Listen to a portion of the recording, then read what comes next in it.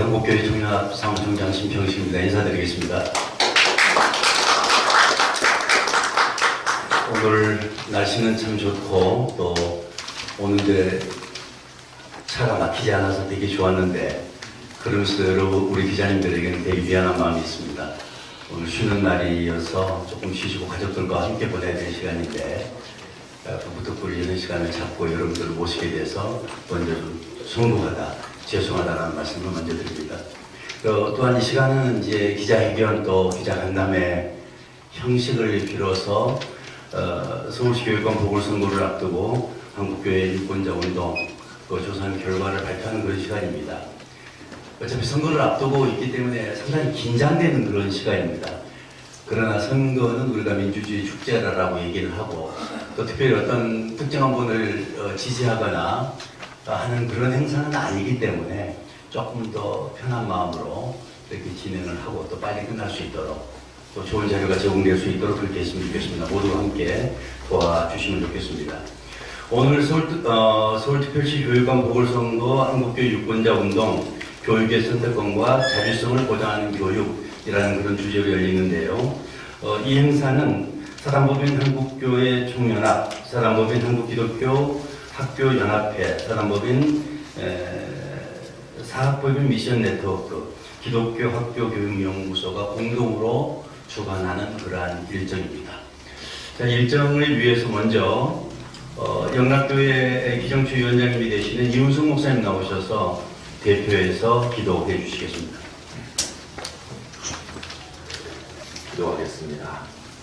아버지 하나님, 하나님의 형상으로 지음받은 저희들이 인간다운 인간으로 또 그리스도인다운 그리스도인으로 대한민국 국민다운 국민으로 또 이 땅에서 복되고 아름다운 삶을 살 뿐만 아니라 전 세계 인류를 위하여 올바른 기여를 하는 사람들로 성장해야 되겠는데 교육이 너무도 중요한 과제가 되고 있습니다. 서울시 교육감 보궐선거를 앞두고 저희들이 정책을 평가하는 자리를 가지게 되었습니다.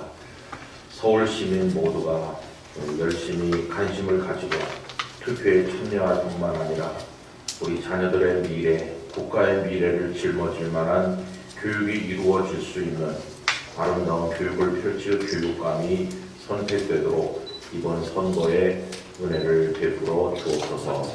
이 시간에 나누는 모든 대화 속에 하나님께서 함께해 주시기를 예수님 이름으로 기도드립니다. 아멘. 아멘. 감사합니다. 한국교회 총연합 장명현 대표회장님께서 발표하신 목회 서신은 여러분들에게 드린 유인물에 나와 있습니다. 참고하시면 좋겠습니다. 며칠 전에 나온 것이기 때문에 이미 보도가 많이 되었던 내용입니다. 이어서 오늘 교회를 심호하시고 사랑미션 이사장 되시는 이종 목사님 나오셔서 인사의 말씀 해주시겠습니다.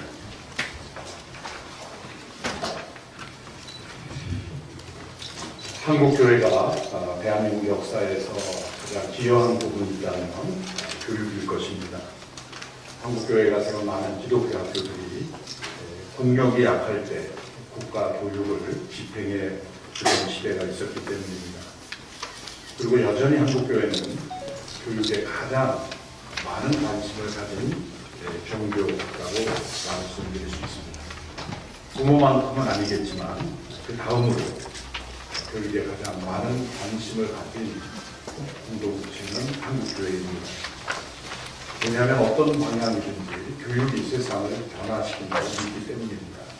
우리 한국교회는 대한민국이 미래를 선도하는 사회, 또 정직하고 깨끗한 사회, 또 공정하고 의로운 사회가 그리고 그런 사회가 되기를 꿈꾸고 무엇보다도 성경적 가치관에 의해서 행복한 사회가 되기를 꿈꾸기에 교육에 관심을 가지고 있습니다.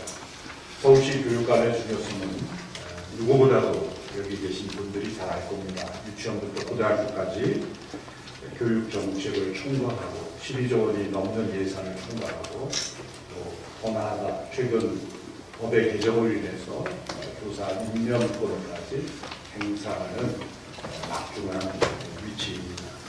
따라서 한국교회 성도들이 교육감 선거에 관심을 가져야 하는 것이 당연한 의무라고 생각합니다.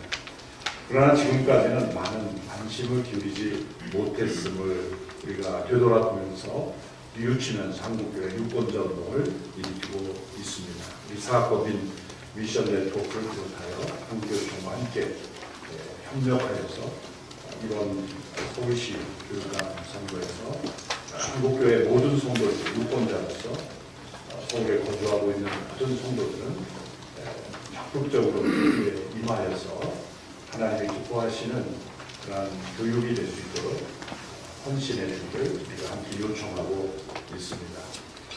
그래서 한국교회가 함께 유권자 운동의 앞장섬으로 자유민주주의가 꽃피는 나라가 되고 또 성경적 가치관이 바로 세워지는 사회가 될 수 있도록 모든 성도들이 이 선거에 최선을 다해 함께 임해주기를 함께 요청하면서 오늘 이 후보들의 공약에 대한 정책에 대한 발표가 중요한 지침이 될 수 있게 되기를 바랍니다.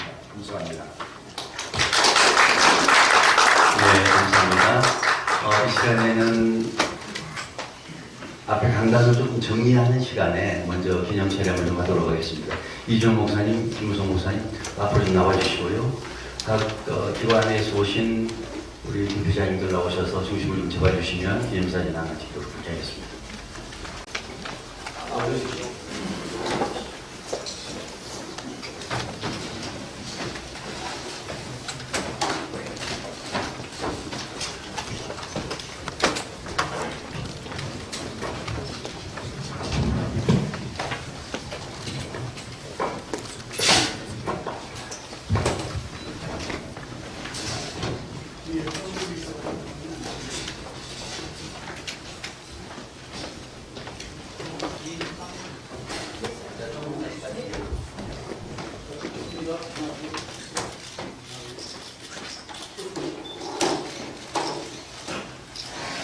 고맙습니다. 네, 감사합니다.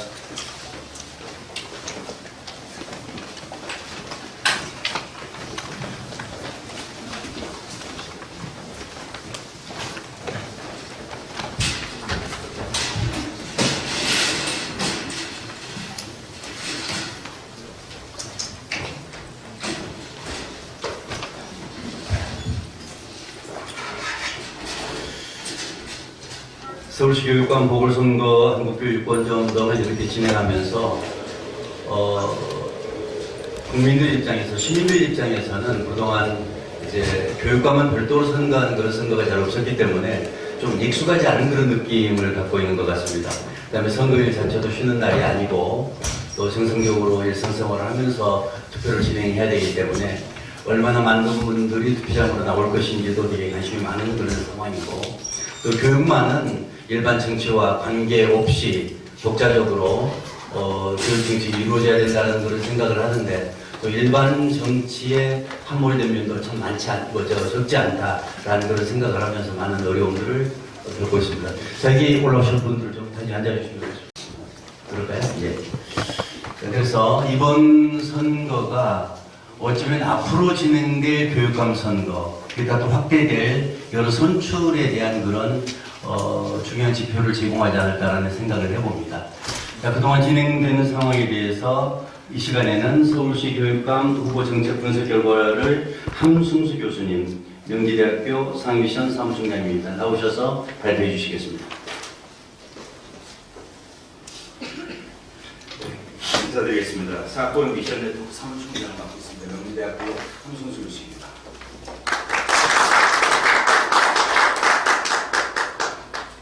앞서서 저희가 만든 교육감 선거의 한국교회 유권자 영상을 보고 결과를 발표하도록 하겠습니다. 한국교회 성도들의 교육감 선거 관심은 얼마나 될까? 아니요, 잘 모르겠어요. 교육감이 어떤 분이 나오셨는지를 모르기 때문에 선거 투표를 하는지 지금 알았습니다. 아니요, 한 번도 들어본 적이 없습니다. 정책에 관해서는 뭐 전혀 모르고요. 특별히 정책이 기억이 나지는 않아요. 어떤 기준으로 뽑아야 할지는 잘 모르겠습니다. 교육감 선거에 대한 시민들의 의식은 부족하지만 교육계에서는 교육부 장관보다 더 큰 고난을 가진 교육속도력, 제왕적 교육감으로 불립니다. 실제 17개 시도 교육감이 움직이는 예산은 모두 합쳐 약 83조 원에 이릅니다. 이는 교육부 1년 예산 76조 원을 훌쩍 넘는 규모입니다. 교원의 임용, 승진, 징계 조치를 할 수 있는 전국의 교원의 수는 50만 명을 넘어서고 기독교 학교의 교원의 1차 선발 권한 역시 교육감에게 있습니다. 우리 자녀들이 무엇을 들고 어떻게 평가할지 모두 교육감의 권한으로 정할 수 있습니다. 현재 지금 법상으로 유초중등 교육에 대한 권한이 교육부 장관이 다 교육감에게 위임을 해놨고요. 관련 법률에 의해 지역의 학교에 대한 권한도 교육감이 그 권한을 갖도록 법상으로 명시가 되어 있습니다. 이번 중요한 교육감 선거, 한국 교회와 성도들의 관심은 어떨까요? 우리나라 교육은 굉장히 높은데 그럼에도 불구하고 교육을 담당하는 교육감 선거에 대해서는 무관심하다는 것이죠. 그런 점에서 보면은 오늘날 선거에서 중요한 사실은 대통령보다도 교육감 선거가 아닌가 그런 생각이 들고 있습니다. 이렇게 중요한 교육감 선거에 대해 한국 교회 성도들이 관심을 갖지 않는다면 교육감 선거는 그야말로 그들만의 링으로 전락할 수 있습니다. 교육 정책의 적합성이나 후보의 능력이 아닌 묻지마 투표가 당락을 결정할 수도 있다는 얘기입니다. 시민이 교육의 주체가 되어 교육의 정책을 결정한다는 취지의 교육감 선거, 교육의 현장에서도 하나님의 뜻을 이룰 수 있도록 한국교회가 더 관심을 가져야 할 때입니다. 사랑하는 성도 여러분, 우리는 이 시대에 학교의 가르침과 성경의 가르침이 충돌하는 시대를 살고 있습니다. 자녀들이 학교 현장에서 하나님의 창조 질서를 정면으로 부정하는 가르침을 받고 있습니다. 인본주의와 편향된 이념이 우리의 자녀들을 영적으로, 정신적으로 병들게 하고 있습니다. 다가오는 10월 16일 서울시 교육감 보궐선거는 이 중요한 문제를 다루는 사건입니다. 우리는 하나님께서 기뻐하시는 교육이 서울시 모든 교육기관에서 다시 일어날 수 있도록 기도하며 적극적으로 투표에 참여해야 합니다. 기독교적 가치와 자율성을 존중하는 교육감을 선택하여 우리 자녀들이 바르고 온전한 교육을 받을 수 있도록 해야 합니다. 오늘 이 교회 모든 성도님들께서는 기도하는 마음으로 이번 교육감 선거에 적극적으로 참여해 주십시오. 표를 통해 우리 자녀들이 온전하게 성장하는 교육 환경을 만들어 주십시오. 여러분의 한 표가 우리 자녀들의 미래를 밝히는 등불이 될 것입니다. 감사합니다.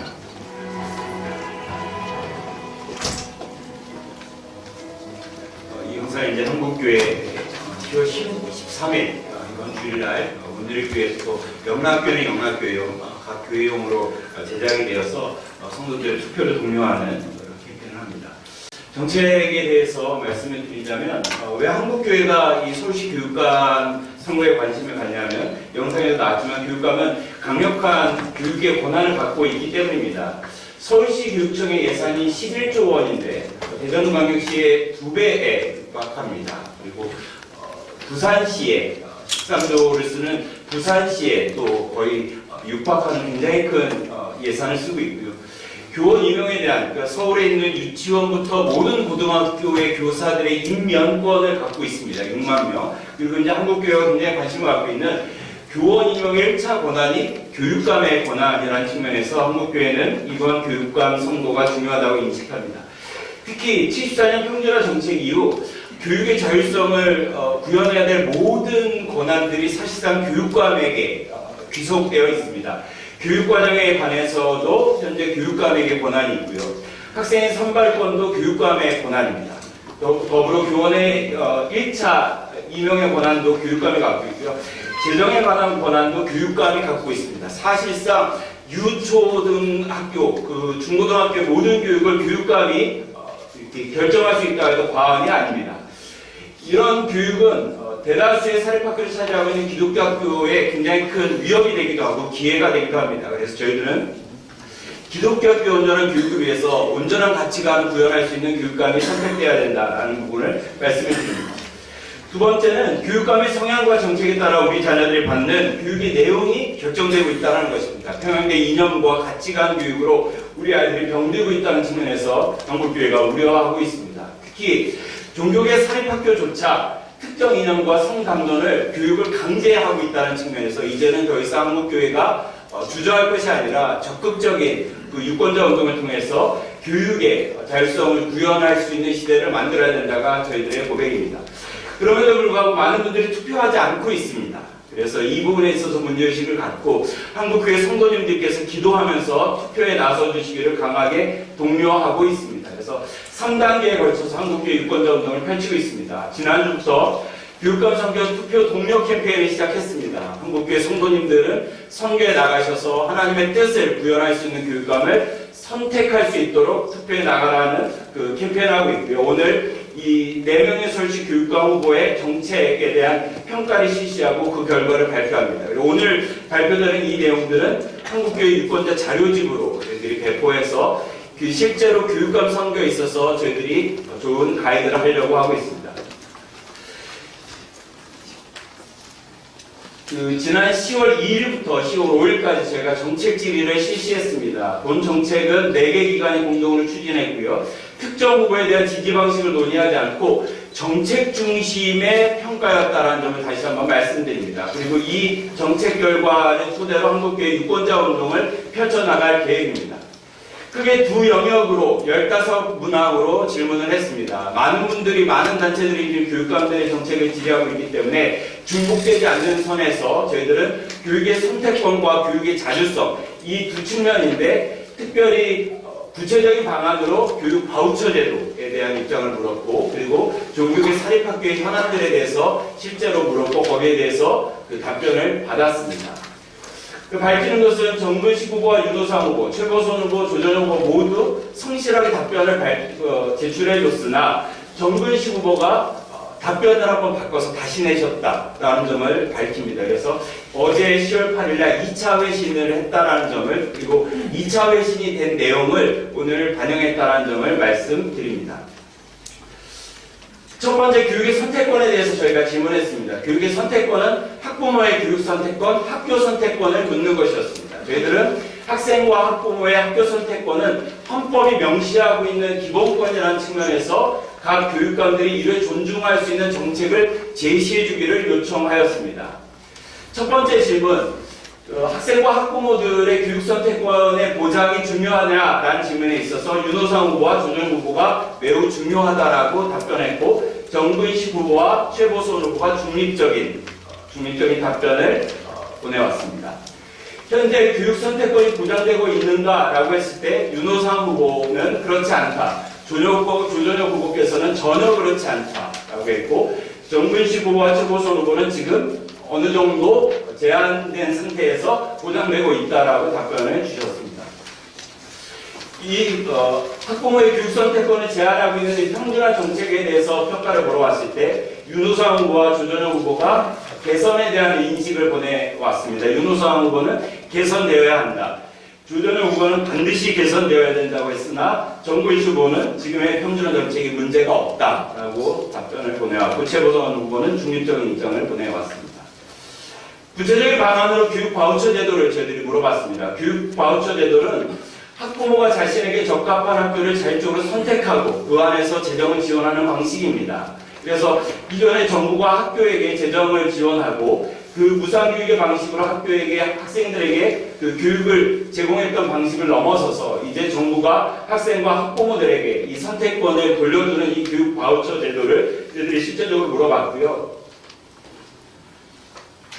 교육의 선택권에 기여할 수 있냐는 질문에 있어서 정근식 후보는 답변을 하지 않았습니다. 답변을 하지 않고 다만 보충 설명을 통해서 이 바우처 제도에 대해서 부정한다, 동의하지 않는다는 답변을 보내왔습니다. 윤호상 후보께서 필요하다, 최보선 후보는 필요하지 않다, 부정적인 답변을 내셨고, 조전혁 후보는 매우 필요하다라고 답변을 주셨습니다.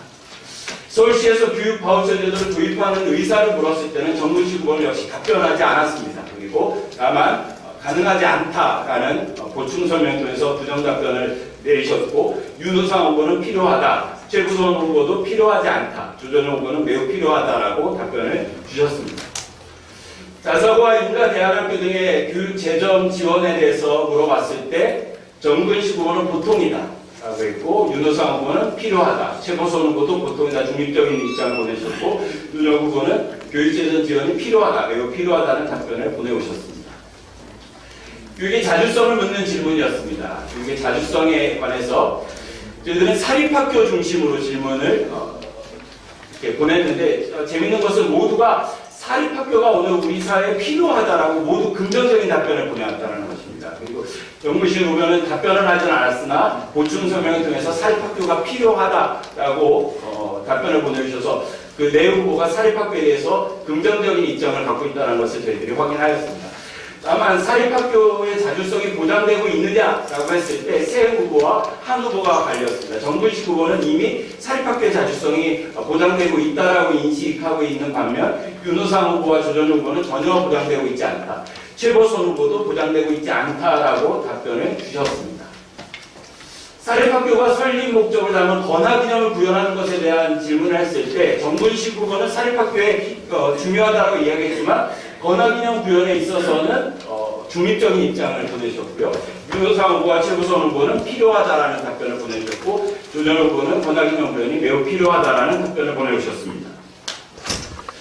한국교회가 가장 중요하게 생각하는 질문입니다. 그렇다면 이 사립학교의 교원 임용권을 현재 그 시도 교육감들에게 위탁시켜놓은 이 법안을 좀 수정하고 다시 사립학교의 교원 임용권을 보장하는 것이 필요하냐라는 답변의 그 질문에 대해서 정근식 후보는 답변하지 않았습니다. 다만 불가능하다, 수정 불가능하다라는 답변을 보내주셨고, 윤호상 후보는 교원 임용권 보장이 필요하다, 최보선 후보도 중립적인 입장을 하셨고, 조전 후보는 매우 필요하고 개선하겠다라고 답변을 보내오셨습니다. 사립학교의 교원 임용권을 수정할 의사를 물었을 때 정근식 후보는 굉장히 강하게 부정의 답변을 보내오셨고, 최보선 후보도 수정하지 않겠다, 지금 시도교육감에게 위탁했던 부분들에서 수정하지 않겠다라고 했고, 윤호상 후보와 조전 후보는 반드시 수정하겠다라고 답변을 주셨습니다. 종교계 사립학교 마지막 현안입니다. 우리나라의 사립학교가 반드시 존립해야 된다면 가장 독특한 그리고 구체적인 이 종교계 사립학교에 대해서 별도의 정책을 마련하는 것이 필요하냐라는 질문에 대해서 정근식 후보와 최보선 후보는 중립적인 입장을 보내오셨고, 윤호상 후보는 필요하다, 조전 후보는 매우 필요하다라고 답변을 보내오셨습니다. 종교계 사립학교의 권하기념과 관련된 종교 수업을 6분의 1로 축소시켜놨는데 이것을 다시 필수 교육화하는 것에 동의하냐라는 질문에 대해서 정근식 후보는 중립적인 입장을 보내주셨고, 최보선 후보는 전혀 동의하지 않는다라고 답변을 보내주셨습니다. 윤호상 후보는 동의하고 조전 후보는 전적으로 동의한다라고 답변을 보내주셨습니다. 마지막 질문입니다. 학생 인권을 저희가 또 굉장히 중요하게 보고 있는 이 종교계 사립학교의 권하기념과 충돌하고 있는 학생 인권조례에 대해서 새 후보가 문제가 있다라고 인식한 반면 정근식 후보는 전혀 문제가 없다라고 이렇게 답변을 보내주셨고, 수정의 의사가 없는 것을 저희들에게 밝히셨습니다. 그래서 정근식 후보는 전혀 문제가 없고, 윤호상 후보와 최보선 후보는 질친 부분이 있다라는 문제가 있다라는 답변을 주셨고, 조전 후보는 매우 문제가 있다라고 답변을 주셨습니다. 구체적으로 저희들이 주관식 질문을 드렸습니다. 종교계 사립학교 진흥을 위한 정책이 있다면 작성해달라는 것에 대해서 정근식 후보는 종교적 사유에 의한 전학제도 도입을 검토하겠다, 윤호상 후보는 시스템을 구축하겠다, 조전 후보는 사립학교 지원단을 신설하고 학교자료의 권한을 강화하고 인성교육 차원에서 종교교육을 허용하며 교원 임용의 자율성을 강화하겠다라고 답변을 주셨고, 최보선 후보는 답변을 주지 않으셨습니다. 총론적으로 답변을 분석하도록 하겠습니다. 별표가 있는 질문들은 역코딩 질문들이었습니다. 그래서 이분들이 그냥 계속 5번을 책정할 수 있기 때문에 중간중간 역코딩의 문제를 드렸을 때 저희들이 중요하게 봤던 것은 그 평준화 정책에 대한 평가였습니다. 그러니까 수직적 차원에서 국가의 어떤 역할, 그러니까 공공성을 강조하는 것인지 아니면 수평적 차원에서 학교의 자율성을 강조하는지를 봤을 때 정근식 후보가 굉장히 이렇게 통제위계, 공공성을 강조하고 있다는 것을 확인하였습니다. 사립학교의 필요성에 대해서 모두가 긍정적으로 답변했다는 것에 대해서 저희가 굉장히 높게 평가합니다만은 실제로 인식과 정책 사이에서는 간극이 있었습니다. 사립학교가 중요하다고 인식하지만 실제로 정책적으로 그것을 풀어내겠느냐라고 했을 때 윤호상 후보와 조전 후보는 풀어내겠다라고 답변했지만 나머지 후보들은 그럴 필요에 대해서는 소극적으로 또 부정적으로 답변했다는 점. 마지막으로는 권학인형을 분명한 종교계 사립학교에 대해서도 역시 윤호상 후보와 조전혁 후보는 굉장히 긍정적인 답변을 주셨지만 정문식 후보와 최고선 후보는 굉장히 이제 부정적인 답변을 주셨다는 점을 저희들이 발견했습니다. 마지막입니다. 기독교 주요 현안에 대한 답변을 간추렸을 때 교육의 선택권을 실제로 보장할 수 있는 교육 바우처에 대해서 정문식 후보는 도입이 어렵다. 그리고 윤호상 후보는 긍정적으로 도입할 수 있다. 최고선 후보도 부정적인 입장을 보내셨고 조정 후보는 적극 도입을 하겠다라고 말씀하셨습니다. 교원 임용권의 수정을 몰았던 부분에 대해서도 정문식 후보는 수정 불가, 최고선 후보도 수정 불가, 윤호상 후보는 수정하고 조정 후보는 적극 수정하겠다라고 답변을 보내주셨습니다. 종교계 사립학교의 특수성을 보장하는 것에 대해서 정문식 후보는 중립적인 입장을 보내셨고 최고선 후보는 절대 불가로 보내주셨습니다. 윤호상 후보는 보장하겠고 조정 후보는 적극 보장하겠다라고 말씀하셨습니다. 한국교회가 중요하게 보고 있는 학생 인권들에 대해서도 정문식 후보는 수정 불가, 윤호상 최고선 후보는 수정하겠다. 그리고 조정 후보는 적극 수정하겠다. 이렇게 답변을 보내주셨습니다.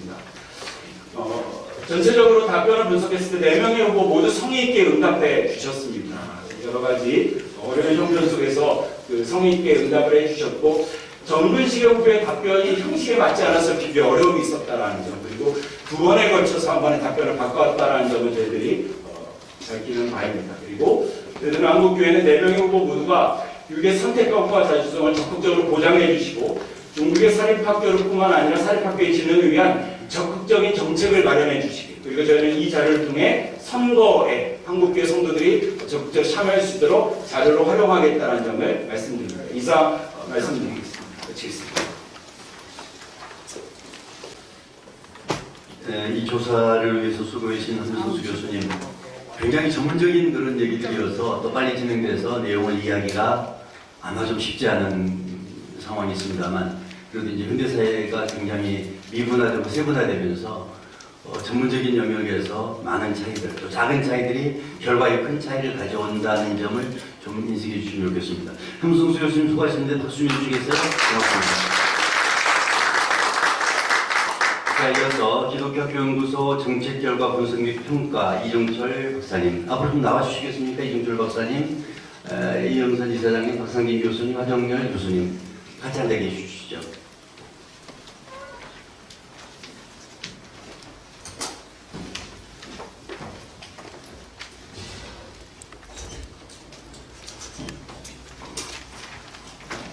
자, 앞에 나와 계신 분들에게 발언할 수 있는 기회를 드리겠는데요.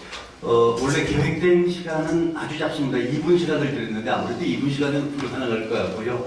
조금 더 시간을 더 드리겠는데 중복된 얘기들은 조금 피하시면서 요점으로 말씀해 주시면 좋겠습니다. 먼저 이종철 박사님 말씀해 주시겠습니까? 네, 이번 정책평가에 같이 참여한 4개 단체 중에 하나인 기독교 학교교육연구소에서 부소장으로 섬기고 있는 이종철입니다. 반갑습니다. 네, 종교교육을 하기 위해서 만들어진 종교계 사립학교가 전국에 575개가 있습니다. 이 학교들이 종교교육을 하기 위해서 만들어진 학교들인데 종교교육을 하는 일이 계속해서 좀 어려운 현실을 갖고 왔습니다. 갈수록 더 위축되고 할 수 없는 구조로 가는 방향으로 가고 있었고요. 그런 측면에서 이런 부분을 좀 개선했으면 좋겠다 하는 목소리를 저희 기독교 학교교육 관련된 단체들이 계속해서 목소리를 내왔습니다. 사실 이런 정책평가 설문하고 발표하고 하는 일을 저희가 2014년부터 해왔는데요. 제가 이번에 느낀 점이 이제서야 조금 저희 이야기를 잘 들어주시는 것 같다 이런 느낌을 받습니다. 아마도 우리 한교총과 또 사업공인 미션에서 더 적극적으로 역할을 하고 계시기 때문이 아닌가라는 생각이 듭니다. 네 분 후보님들께서 다 적극적으로 응답을 해주시고 답변을 달아주신 것에 대해서 굉장히 감사하게 생각하고 누가 되시든지 간에 이러한 목소리들을 좀 잘 반영해서 이 종교계 학교들이 의미 있는 교육을 할 수 있도록 좀 도와주시면 좋겠다라는 말씀을 드리고 싶습니다. 특별히 제가 굉장히 긍정적으로 생각하는 것은 두 분 후보님께서 여러분 다 보셨겠지만 두 분 후보님께서 적극적으로 이렇게 저희의 제안들을 정책 질문이라고 했지만 사실 제안이라고 볼 수 있거든요. 이런 정책 제안들을 매우 긍정적으로 수렴해 주시겠다는 의사를 밝히셔서 저는 굉장히 기대가 되고 있습니다. 두 분 중에 되시면 좋겠다 이런 생각이 들기도 하는데요. 주관식 질문에서 사립학교나 이쪽의 목소리를 듣기 위한 기구를 설치하겠다라고 하시는 부분이 저는 제일 좀 의미 있다고 생각합니다. 그 부분을 어느 분이 되시든 꼭 좀 만들어 주셔서 저희가 제안하고 있는 여러 가지 정책들이 있거든요. 회피 및 전학제도를 비롯해서 지금 교육 바우처 이야기도 하고 있고 교원 임용권 이야기도 하고 있고 다양한 저희 그 정책들을 좀 반영해 주실 수 있는 창구를 만들어 주시면 좋겠다. 예, 그런 말씀을 드리고 싶습니다. 제가 또 한 가지 더 말씀드리고 싶은 것은 그 자주성, 특히 8번 질문에서 자주성이 잘 충분히 보장되고 있느냐 했을 때 그렇지 않다라는 응답을 주신 것은 좀 저희가 그동안 생각해왔던 거하고 좀 격차가 있는 것 같습니다. 그래서 지금 아직 충분히 저희 정책에 아주 적극적으로 공감하시고 동의해 주시는 후보님이 계신가 하면 아직 충분히 공감하고 계시지 못한 후보님도 계시다는 느낌이 드는데 잘 계속해서 이런 목소리들이 좀 잘 전달됐으면 좋겠다. 네, 그런 말씀을 드리고 싶습니다. 저는 좋은 교육에는 진보와 보수가 없다고 생각합니다. 특정 후보를 또는 특정 이념을 위해서 저희가 이런 일을 하고 있다고 하고 있지는 않다고 생각하고요. 기독교 학교들이 또 종교계 사립 학교들이 의미 있는 교육을 할 수 있도록 도와주실 수 있도록 후보님들께 적극적인 메시지를 보내는 거라고 이해해 주시면 좋겠다. 네, 그런 말씀을 드리고 싶습니다. 이상 저의 발표를 마치겠습니다. 네, 고맙습니다. 네, 이어서 기독교 연합회 이사님 이영선 이사님 말씀해 주시겠습니다. 네, 저는 두 가지 관점 말씀드리고 싶습니다. 첫째는 제가 경제학을 전공하는 사람이거든요. 그래서 조금 정치 경제학적인 얘기를 말씀드리겠고, 두 번째는 제가 대표로 하고 있는 기독교 연합회 입장 잠깐 말씀드리고 있습니다. 첫째로 오늘 이 교육감 후보들의 정책을 이렇게 수업해서 평가해 주신 일, 참 정말 잘 하신 일이다. 정말 우리가 이런 게 필요했던 것이다 라는 걸 말씀드립니다. 여러분 잘 아시는 것처럼 많은 사람들이 교육감 선거를 깜깜이 선거라고 합니다. 교육감을 선거로 뽑자는 그 동기는 결국 지방의 자치권, 교육자치권을 주자 하는 데서 시작을 했는데 그것까지는 좋죠. 그 다음에 이걸 선거로 뽑다 보니까 거기 정치성이 들어가겠단 말이죠. 그래서 정치성을 빼기 위해서 정당 추천을 없애는 그런 일을 한 거예요. 그러다 보니까 후보들이 어떤 생각을 가지고 어떻게 하겠다든지 메시지가 전달이 안 되는 겁니다. 정당이라는 것 존재의 이유는 경제학적으로 보면 정보를 전달하는 거예요. 많은 사람들이 쉽게 이 사람 후보는 이 정당 후보니까 이런 정책적 방향이 있겠구나. 그거에 의해서 우리가 쉽게 선택을 할 수가 있는 거죠. 정보 비용을 줄여주는 겁니다. 그런데 정치성을 배제한다는 목적으로 정당을 추천하지 않게 하다 보니까 국민들 전부 관심도 없어지고 누가 누군지도 모르고 이렇게 돼버린 겁니다. 그런데 아까 전에 보시다시피 이 교육감이라는 게 얼마나 중요한 겁니까? 저는 오늘과 관계없는 일이지만은 교육감 선거는 없애야 하는 겁니다. 다른 방법이 얼마든지 있을 수가 있습니다. 지방자치제 장이 임명을 할 수도 있고, 물론 그런 청문을 통해서 전문성인이 등등을 잘 걸릴 수가 있죠. 선거 이 자체를 통해서 이 교육 이것이 제대로 된다는 보장이 아무것도 없는 겁니다. 자, 그런 의미에서 그건 뭐 할 수 없어요. 우리 근데 지금 제조가 이러니까 해야 합니다. 그나마 오늘 아주 정책을 잘 분석해 주셨어요. 그거 좀 많이 이렇게 홍보가 됐으면 좋겠습니다. 그걸 기초로 해서 많은 사람들이 저는 꼭 교회뿐만 아니라 우리 사회가 후보들의 성향을 파악할 수 있는 그런 자료가 됐으면 참 좋겠습니다. 첫 번째 제 말씀드린 거는 우리 자료 이거 정말 잘 활용했으면 좋겠다 하는 거고요. 두 번째는 기독교 사립학교 많은 선생님, 교장선생님들이 참여하시는 연합회 법인 책임을 지고 있습니다. 과연 우리 기독교 사학의 입장에서는 어떤 정책이 필요할까? 이건 뭐 제가 구태여 여기서 길게 얘기할 필요는 없을 것 같습니다. 하지만 꼭 기독교 사학뿐만이 아니라 우리 사회 전체가 오늘날 필요로 하는 교육의 방향이 뭐냐? 이게 더 중요할 것 같습니다. 오늘 여러분들 잘 아시는 것처럼 우리 사회는 정말 창의성을 요구하는 그런 사회입니다. 그 창의성은 어디서 나오느냐? 다양성에서 나오고 그 다양성은 자주성에서 나오는 교육의 자주성에서 나오는 겁니다. 우리가 정말 오늘에 필요한 교육을 심각하게 생각한다면 교육의 자주성을 얼마만큼 증진시킬 수 있겠느냐 하는 것이 저는 오늘의 선거의 가장 키포인트가 되어야 한다고 생각합니다.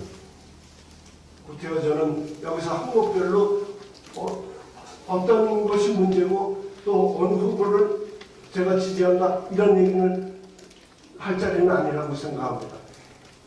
오늘의 우리의 교육이 나가야 할 방향에 대한 우리 사회적 인식을 바로 갖게 하는 것, 그것이 또한 우리 오늘 이번 선거에서 또한 중요한 과제가 되리라 이렇게 생각합니다. 감사합니다. 감사합니다. 이어서 서울교육대학교 명예교수님 되신 허정열 교수님 말씀해 주시겠습니다. 반갑습니다. 네, 이 유권자 운동이 지금 뭐 분위기가 좀 많이 딱딱한데 좀 이렇게 뭐라 그럴까요? 좀 즐거운 분위기라고 표현을 해도 될까요? 좀 이렇게 유쾌하게 됐으면 좋겠고요. 오늘 각 후보님들에게 대해서 유권자 한국 교회 유권자 운동 입장에서 질의를 했고 거기에 대해서 또 답변을 해 주셨고 또 그것을 분석한 것을 제가 보면서 지금 왜 이 유권자 운동 한국 교회 유권자 운동 입장에서 오늘 이런 자리를 가지게 됐는가? 그동안에 이 기독교 학교를 운영하는데 너무 규제가 심하고 어려운 게 많은 거예요. 마음대로 좀 자율적으로 할 수가 없는 그런 점 때문에 오늘 이 자리가 있는 것인데 이제 이렇게 된 거에는 비단 여러분 입후보하시는 후보님들만이 아니고 우리 사회 전체가 한 두 가지 점에 있어서 잘못 생각한 것이 있기 때문에 저는 그렇다 이렇게 생각을 하고 차제 오늘 이 기자님들도 여러 분 오시고 이렇게 됐는데 우리 후보자님들하고 기자님들하고 이 언론에서 관심 가지시고 제가 근본적인 그 문제 두 가지를 좀 제기하고자 하는데 이거에 대해서 공유를 좀 해주시고 관심을 가져주시면 좋겠다는 말씀을 드리고 싶습니다. 첫째는 교육의 공공성, 나아가서 사학의 공공성 개념에 관한 것입니다. 유권자, 우리 한국교회 유권자 운동에서 이번에 주제를 교육의 선택권과 자주성 보장 요구에 집중해서 이렇게 하고 있는데 후보님들이 이 교육의 공공성을 내세워서 중립적 혹은 소극적 입장을 취하고 있는 경우를 보게 됩니다. 대부분 사람들이 이 교육의 공공성 보장을 잘못 이해하고 학교 선택권 보장이나 평준화 정책이나 사학에 대한 현행법상의 규제나 특히 사학교원 임용시 2차 시험 지출평가권을 시도교육감에게 부여하는 법령에 대해서 긍정적으로 보고 있습니다. 공공성이라고 하는 단의 일반적인 의미는 교육이라든지 문화라든지 하는 이런 어떤 사안이 개인이나 단체가 아닌 일반 사회 구성원 전체에 두루 관련되는 성질을 말하는 것입니다. 헌법재판소는 사학의 공공성을 규정하기 전에 우선 교육의 공공성이라고 하는 개념을 정리를 했어요. 교육의 공공성이라고 하는 것은 교육이 국가적으로나 사회적으로 중요한 비중을 차지하는 만큼 공적 관심의 대상이 된다는 것을 뜻합니다. 헌법재판소는 사학도 그러한 교육의 이력을 담당하고 있기 때문에 공공성을 띈다고 판단하고 있습니다. 그러나 사학이 공공성을 갖는다고 해서 그것에 대응하여야 하는 국가의 관심과 개입의 방법이 어떠해야 하는가에 관해서 혼란이 있어요. 흔히들 사학의 공공성을 말을 때 이것을 법적, 제도적, 또 행정적 규제를 위한 근거로만 이해를 합니다. 이 경우에 보통 사학의 공공성을 투명성과 같은 것으로 이해를 해서 이 공공성을 근거로 해서 사학을 규제하는 것을 너무 당연하게 생각합니다. 후보님들 중에도 이렇게 생각하시는 분들이 이번에 공약 보니까 있더라고요. 저는 이런 측면의 공공성을 소극적 공공성이라고 규정하고자 합니다. 이런 공공성이 필요합니다. 그러나 사학은 교육의 다양성을 추구함으로써 국민의 교육 선택권 보장에 실질적으로 기여하는 그 적극적인 성격도 가지고 있습니다. 이런 측면의 공공성은 위의 소극적 공공성과는 반대되는 측면의 것으로 적극적인 공공성이라고 규정할 수가 있습니다. 즉 교육의 다양성을 추구하는 것이 자유민주주의 체제에서 공적 이익을 지켜내는 것이며 공공성을 구현하는 것이 됩니다. 그래서 헌법재판소도 현대 자유민주주의 국가의 교육의 자주성, 다양성 창의성은 매우 중요한 교육의 과제로 이렇게 보고 있습니다. 따라서 이 관점에서 보면은 국가는 사학의 이러한 공공성을 조성하기 위해서 사학에 대해서 적극적으로 오히려 지원하여야 합니다. 이 지원의 내용에는 지금 하고 있는 재정적 지원에 그치는 것이 아니고요. 사실은 사학의 교육을 다양하게 펼칠 수 있도록 제도적으로 뒷받침하는 것이 기본적으로 포함이 돼야 됩니다. 바로 이 후자의 부분에서 지금 사학법이라든지 초중등 교육법이라든지 고등교육법이라든지 이런 것들이 거꾸로 되어 있습니다. 이런 점이 이제 불식돼야 되는데 이 사학법 제1조에 보시면은 조금 전문적인 얘기를 해서 죄송합니다만은 사학이 있는 거로 사학의 특수성, 그 다음에 자주성, 공공성이 나오는데요. 사학의 특수성은 사학의 목표를 얘기를 하는 것이고 사학의 자주성은 그 목표 달성의 방법을 얘기를 하는 것이고 사학의 공공성은 그러한 목표와 방법으로 이루어낸 사학의 성취가 이 사회와 관련되는 성질을 얘기를 합니다.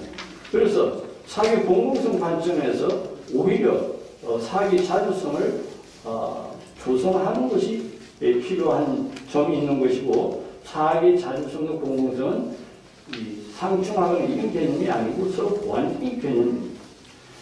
간단히 이제 마치겠는데 두 번째 조금 더 근본적인 문제를 제기하면 자유민주주의 체제를 표방하고 있는 현행 헌법에서 사학의 존재를 진짜 어떻게 볼 것인가 하는 점이죠. 좀 근본적인 문제를 언론에 좀 호소하고 싶습니다.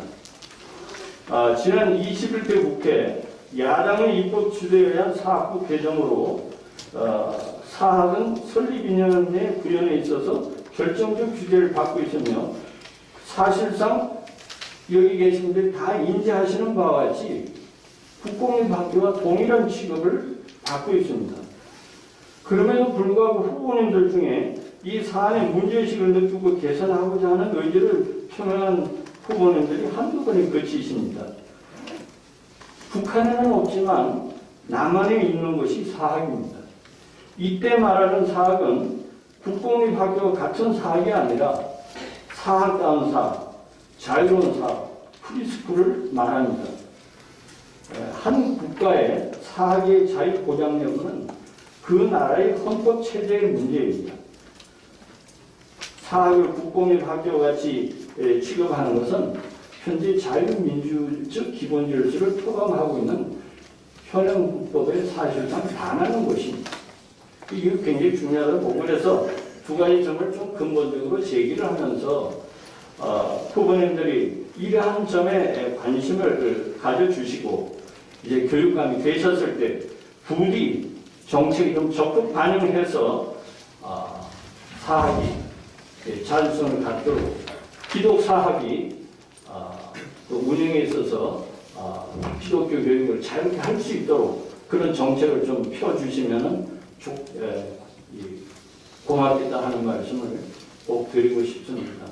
감사합니다. 네, 감사합니다. 이어서 총평 및 마무리를 해주시겠는데요. 박상진 교수님 말씀해 주시면 되겠습니다. 예. 먼저 이렇게 휴일에 참석해 주신 모든 분들께 정말로 감사를 드립니다.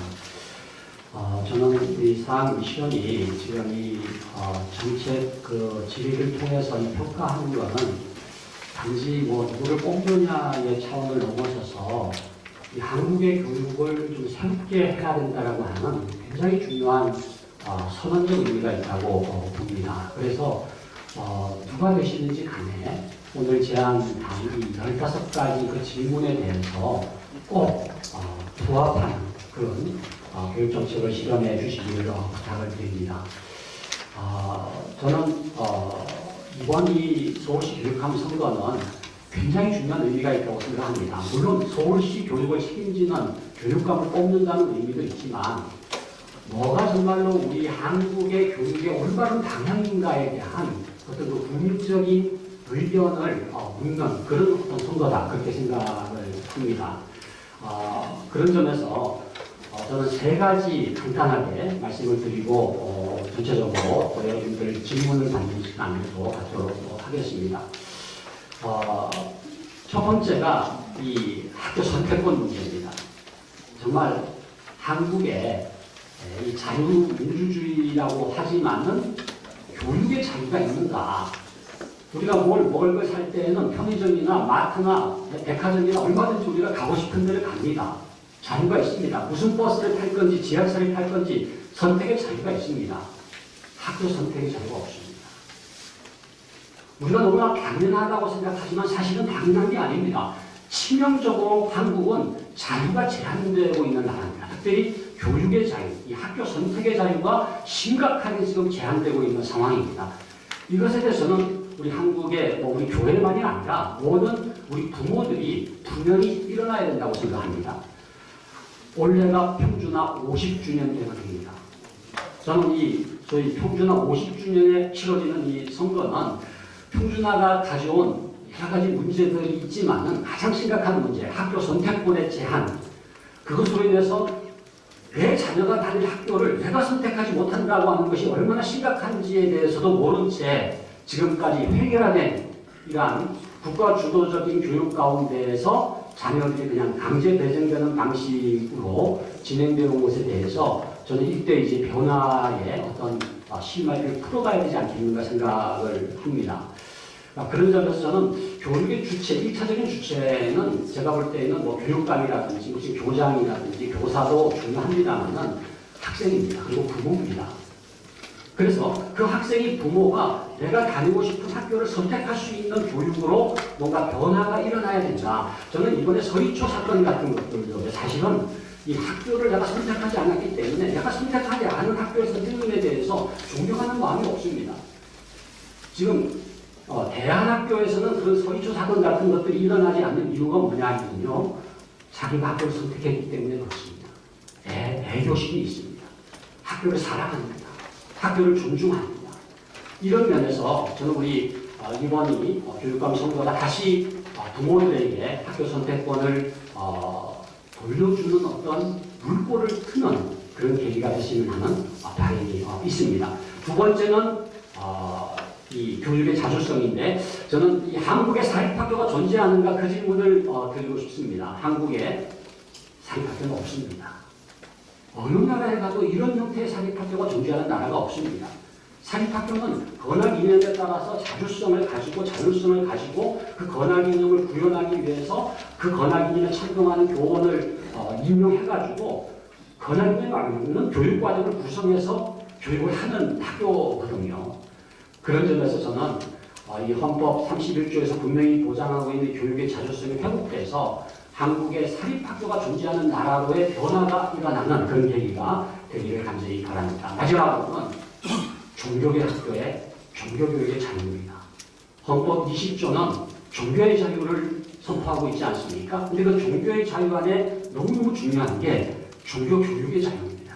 그래서 우리의 자녀들을 나의 믿음대로 교육할 수 있는 학교를 선택할 수 있는 이 종교계 학교의 선택권을 포함해서 종교계 학교는 또 종교적인 건학 이념을 구현할 수 있는 그런 자율성이 보장돼야 되는데 그것이 지금 심각하게 침해되고 있습니다. 그런 점에서 저는 우리 기독교 학교만이 아니라 전체 종교계 학교를 대표해서 이번 계기를 통해서 다시 한번 종교계 학교가 종교교육의 자유를 누릴 수 있는 그러한 정책의 변화가 일어나기를 간절히 바랍니다. 그래서 저는 이번 이 교육감 선거를 통해서 누구를 뽑는 데에도 이 정책을 반영했으면 좋겠고요. 그리고 우리 모든 국민들이 정말 뭐가 올바른 교육인지에 대한 올바른 방향감을 갖고 새롭게 이 교육 정책이 실현되는 일에 끝까지 관심을 가지고 지켜보면서 교육의 주권자로서의 역할을 감당할 수 있기를 간절히 바랍니다. 감사합니다. 네, 고맙습니다. 그대로 앉아 계시고요. 자, 모든 전문가들 말씀을 이렇게 들어보면 하시고 싶은 말씀이 너무 많으신 것 같습니다. 그만큼 열정이 있다고 생각합니다.